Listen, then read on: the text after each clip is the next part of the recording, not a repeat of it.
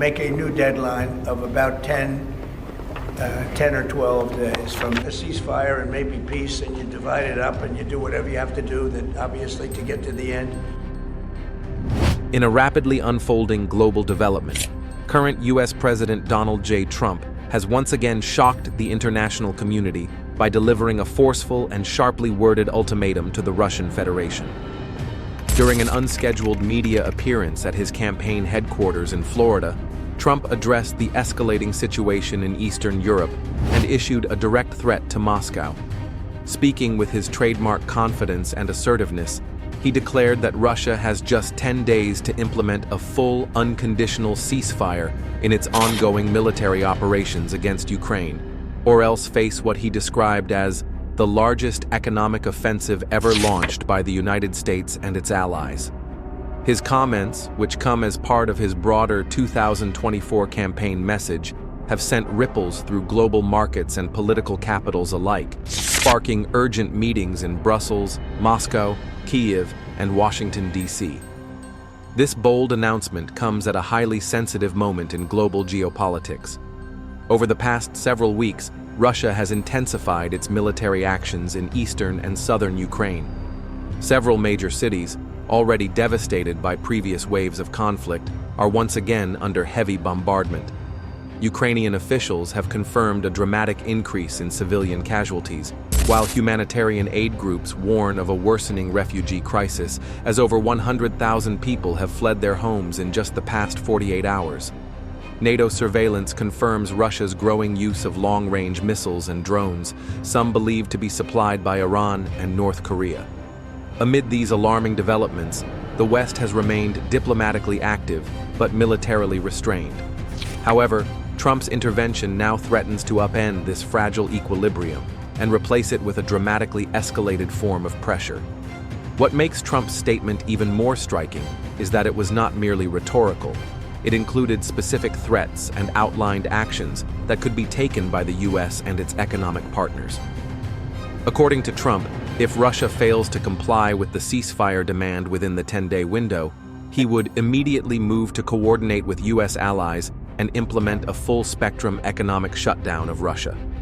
He listed several core components of this proposed retaliation: a total disconnection of Russian financial institutions from the international SWIFT system, aggressive secondary sanctions targeting any country doing business with Moscow, full asset seizures of Russian sovereign wealth held overseas, and possibly even a naval blockade to restrict oil shipments out of Russian ports. Trump's language was especially provocative.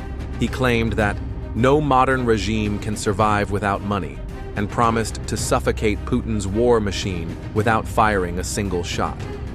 Now, while many have dismissed Trump's threats as part of his campaign strategy, today's reactions suggest the world is taking him more seriously than ever.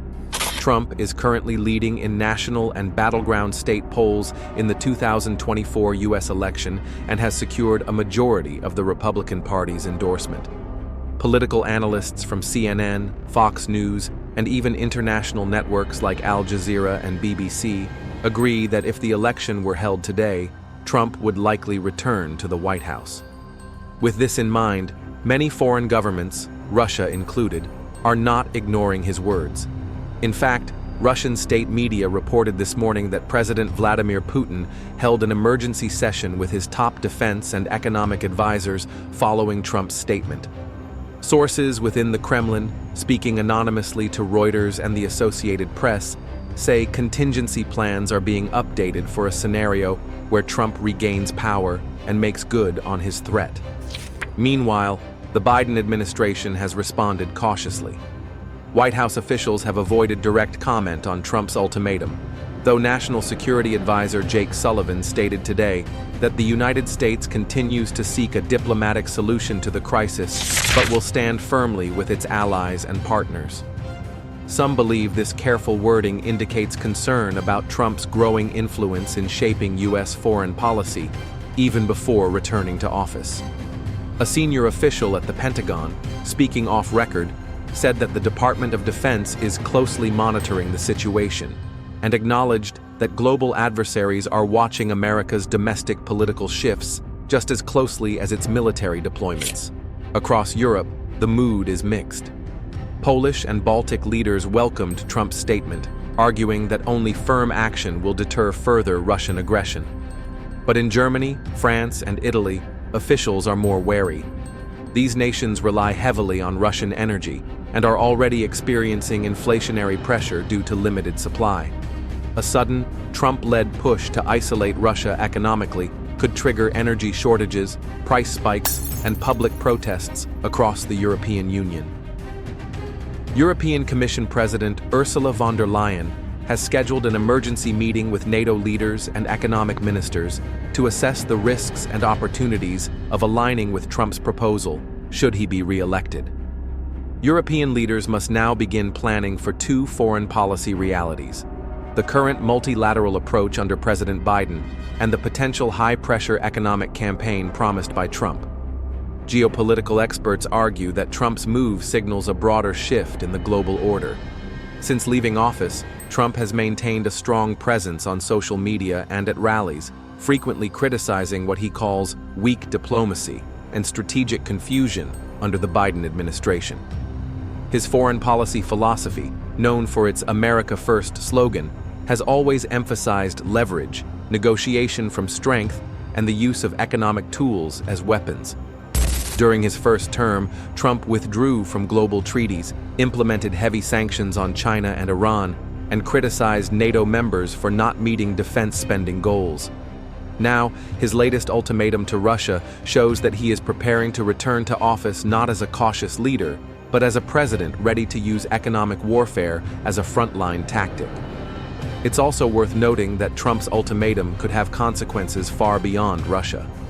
China, watching closely, has called for de-escalation and warned against unilateral actions that could destabilize international economic systems. Chinese state media expressed concern that Trump's plan would unfairly punish countries that maintain neutral trade relations, clearly referencing nations in Asia, Africa, and Latin America. Meanwhile, India has remained largely silent, but is reportedly in quiet talks with U.S. diplomats to understand what Trump's proposals could mean for India's own relationship with Moscow. Many countries in the global south, already dealing with post-COVID economic instability, worry that a new Cold War between the West and Russia would push them into a forced choice: align with the West or face economic penalties. Domestically, Trump's ultimatum has ignited a firestorm of debate. Supporters believe he is finally providing the kind of clear, forceful leadership needed to confront authoritarian regimes. They argue that Russia has been emboldened by Western indecision, and that only the threat of overwhelming economic consequences can bring Putin to the negotiating table. Critics, however, warn that Trump's strategy could backfire. They fear that pushing Russia too far might lead to desperate actions, including cyber attacks, energy weaponization, or even nuclear brinkmanship. Progressive leaders in the U.S. Congress, including Senator Bernie Sanders and Representative Alexandria Ocasio-Cortez, have voiced opposition to what they call unilateral threats that escalate global tension without due process or diplomacy. With just 10 days on the clock, the world stands at a crossroads. If Russia ignores Trump's ultimatum and escalates further, the threat of economic warfare may become a reality. If, however, the Kremlin believes Trump's return to office is inevitable, it may begin signaling a willingness to negotiate, either publicly or through back channels. The decisions made in the coming days will have profound consequences for the international community, global markets, and millions of lives caught in the conflict. And as the countdown begins on Trump's bold 10-day ultimatum, the world waits to see what comes next. Will Russia respond with diplomacy, or will we witness the opening moves of a new kind of economic warfare? Is this the beginning of a global shift in power, or just political noise in an already divided world? No matter what happens, one thing is clear. We are living in a moment that could reshape the future of international politics, global economics, and the balance of power between nations. In times like these, it's more important than ever to stay informed, think critically, and watch events unfold with both eyes open. If you found this breakdown helpful, thought-provoking, or informative, please don't forget to give this video a like share it with others, and subscribe to the channel for more in-depth analysis of world events. Your support helps us bring you accurate, timely, and unbiased content that cuts through the noise. Thanks for watching, stay sharp, and we'll see you in the next update. Take care and keep questioning.